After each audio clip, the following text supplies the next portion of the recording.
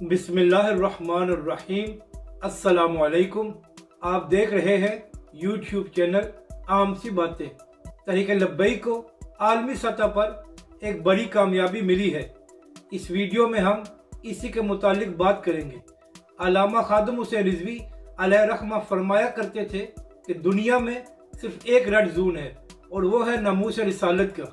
और अगर दुनिया अमन चाहती है तो उसको सीखना होगा किस तरह हुजूर सल्लल्लाहु अलैहि वसल्लम की इज्जत करनी है और उनका अदब करना है।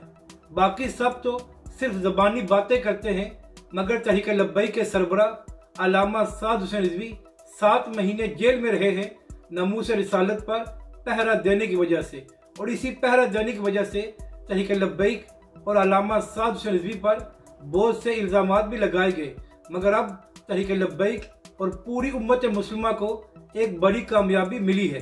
रूस के सदर ने कहा है कि पैगंबर इस्लाम की तौहीन करना माज़अल्लाह बिल्कुल भी इजहार राय की आज़ादी नहीं है, और जो लोग ऐसा कभी अमल करते हैं तो इससे फिर करोड़ों मुसलमानों के दिलों को ठेस पहुंचती है, जिसके बाद शदीद रद्द अमल आता है और इससे फिर मजीद हालात ख़राब होते हैं। तो ऐसा अमल बिल्कुल नहीं करना चाहिए। यानी कि रूस के सदर ने भी वही बात की है जो अल्लामा खादिम हुसैन रिजवी अलैहि रहमा फरमाया करते थे कि अगर दुनिया अमन चाहती है तो हुजूर जाने आलम सल्लल्लाहु अलैहि वसल्लम का अदब और इज्जत करना सीखें।